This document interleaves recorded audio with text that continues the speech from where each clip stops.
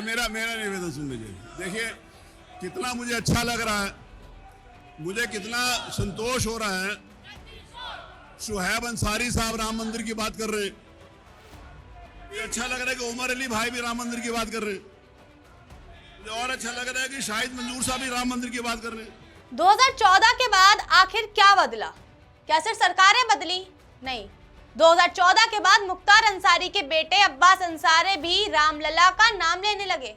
उन्हें भी राम जी की फिक्र होने लगी। जी हाँ, यही कहा सतीश महाना ने, जो अभी आपने सुना। और सिर्फ यही नहीं, वो तो यहाँ तक कह रहे हैं कि जिसने राम मंदिर में दान दिया हो वो रसीद लेकर आए, वरना शांत हो जाए, वो हंगामा ना मचाए। और सतीश महाना के इसी बयान से शुरू हो गई एक नई बहस, और वो ये कि आखिर महाना इस बयान के जरिए क्या संदेश देना चाहते थे। क्या बीजेपी ये बताना चाहती है कि उनकी सरकार आने के बाद राम का विरोध करने वाले लोग भी राम का नाम लेने लगे और उन पर आस्था दिखाने लगे? और क्या बीजेपी इसे अपनी रणनीतिक कामयाबियों में गिनती है? आज इसी पूरे मुद्दे को विस्तार से समझेंगे और साथ ही आपको वो पूरा वीडियो भी दिखाएंगे जिसमें सतीश महाना ने ये सब बोला, और उसके साथ क्या बोला वो भी आपको सुनवाएंगे। नमस्कार, राष्ट्रवाणी देख रहे हैं आप और आपके साथ मैं हूं कनक सिंघल। उत्तर प्रदेश विधानसभा के मानसून सत्र का दूसरा दिन भले ही स्थगित हो गया हो, लेकिन दूसरे दिन सदन से एक ऐसा बयान सामने आया जिसने एक नई बहस छेड़ दी। और वो बयान किसी और का नहीं बल्कि खुद सदन के अध्यक्ष सतीश महाना का है। समाजवादी पार्टी जहां एक तरफ राम मंदिर, आरक्षण और छात्रों के मुद्दों पर प्रदर्शन कर रही थी, वहीं सदन के अंदर सतीश महाना ने विपक्ष पर ऐसा पलटवार किया जिसकी चर्चा भी शुरू हो गई। और सिर्फ एक पलटवार नहीं, जवाब भी है उन लोगों के सवालों का जो ये पूछते हैं कि 2014 के बाद आखिर बदला ही क्या है। तो उसका जवाब सतीश महाना देते हैं कि 2014 के बाद अब्बास अंसारी राम का नाम लेने लग गए। साथ ही उन्होंने ये भी कहा कि 2014 के बाद अब्बास अंसारी को, उमर अली को राम मंदिर की चिंता होने लगी है। और वो ये कहते हैं कि यही बदला है 2014 के बाद।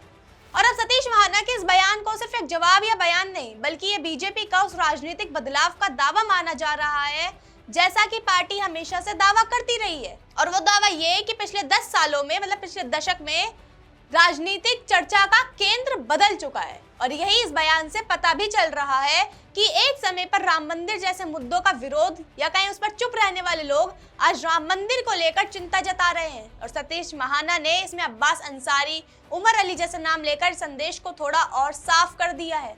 लेकिन महाना यही नहीं रुके, उन्होंने समाजवादी पार्टी के उस आरोप पर भी सीधा हमला बोला जिसमें राम मंदिर के चढ़ावे को लेकर सवाल उठाए जा रहे थे। और इस पर महाना ने कहा कि जिन्होंने शुरुआत से ही राम मंदिर का विरोध किया है, अगर उनमें से किसी ने चंदा दिया हो तो वो रसीद लेकर आ जाए।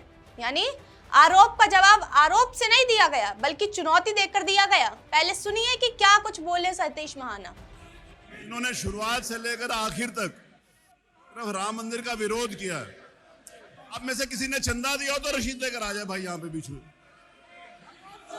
आप लोगों में से किसी ने कोई चंदा दिया हो तो रसीद लेकर आ जाओ भाई, यहाँ जरा देखे तो सही।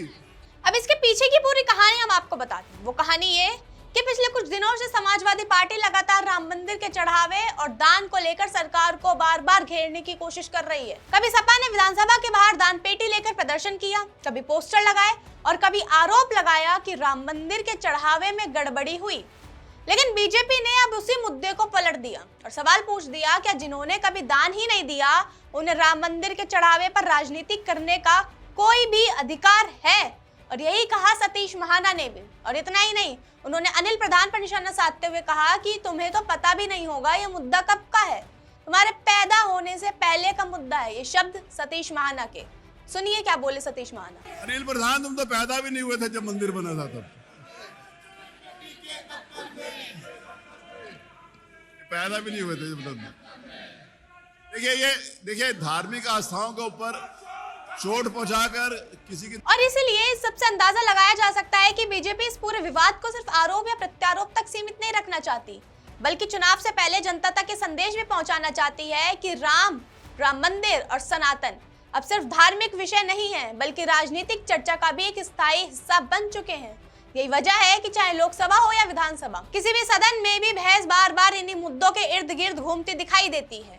अगर पिछले कुछ सालों की राजनीति भी देखें तो राम मंदिर आंदोलन, भूमि पूजन, प्राण प्रतिष्ठा, अयोध्या विकास, दीपोत्सव और अब राम मंदिर के चढ़ावे तक हर मुद्दा चुनावी बहस का हिस्सा बन चुका है। बीजेपी इसे अपनी सबसे बड़ी वैचारिक उपलब्धि बताती है, जबकि विपक्ष इसे राजनीतिक ध्रुवीकरण की रणनीति बताता है। विपक्ष कहता है कि बीजेपी धर्म का इस्तेमाल राजनीति के लिए करती है।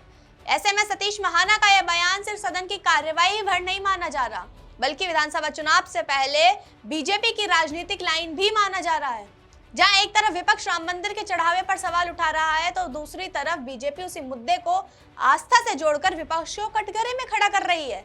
यानी बहस अब सिर्फ चढ़ावे की नहीं, बल्कि राम की राजनीति की भी है। और अब सबसे बड़ा सवाल यही कि राम मंदिर के चढ़ावे पर उठे सवालों का जवाब सिर्फ रसीद दिखाइए से मिल जाएगा कि 2014 के बाद सचमुच देश की राजनीति इतनी बदल गई कि विपक्ष भी राम के मुद्दे पर दूरी नहीं बना सकता, या फिर चुनाव से पहले ये सिर्फ एक नैरेटिव की लड़ाई है। फिलहाल उत्तर प्रदेश विधानसभा में सतीश महाना के इस बयान ने इतना तो साफ कर दिया है कि 2027 की लड़ाई सिर्फ विकास और वादों की नहीं होगी, बल्कि राम, आस्था और नैरेटिव की भी होगी। फिलहाल के लिए इतना ही। ऐसे तमाम खबरों के लिए जुड़े रहिए हमारे साथ और देखते रहिए राष्ट्रवाणी। नमस्कार।